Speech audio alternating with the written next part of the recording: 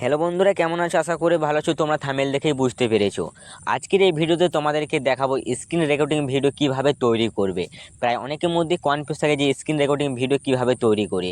তো আজকের এই ভিডিওতে আমরা এটাই নিয়ে আলোচনা করব। তো আজকের এই ভিডিওটা তোমাদের জন্য খুবই গুরুত্বপূর্ণ হতে চলেছে।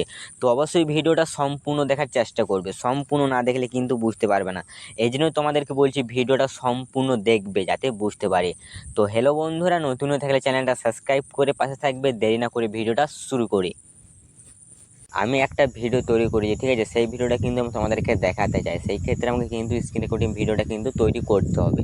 তো তোমরা সর্বপ্রথম প্লে স্টোরটা ওপেন করবে, ঠিক আছে? প্লে স্টোরটা ওপেন করার পর তোমরা এখানে সার্চ করবে স্ক্রিন রেকর্ড বলে সার্চ করবে, ঠিক আছে? স্ক্রিন রেকর্ড বলে সার্চ করবে। আচ্ছা, এই অ্যাপটা কিন্তু তোমাদের কিন্তু ডাউনলোড করে দেবো, ঠিক আছে? এই অ্যাপটা দ্বারা কিন্তু আমরা স্ক্রিন রেকর্ডিং ভিডিও কিন্তু তৈরি করতে পারবো, ঠিক আছে? তোমরা প্রথমে এই অ্যাপটা ডাউনলোড করবে, ঠিক আছে? ডাউনলোড করার পর তোমরা এখান থেকে বেরোবে।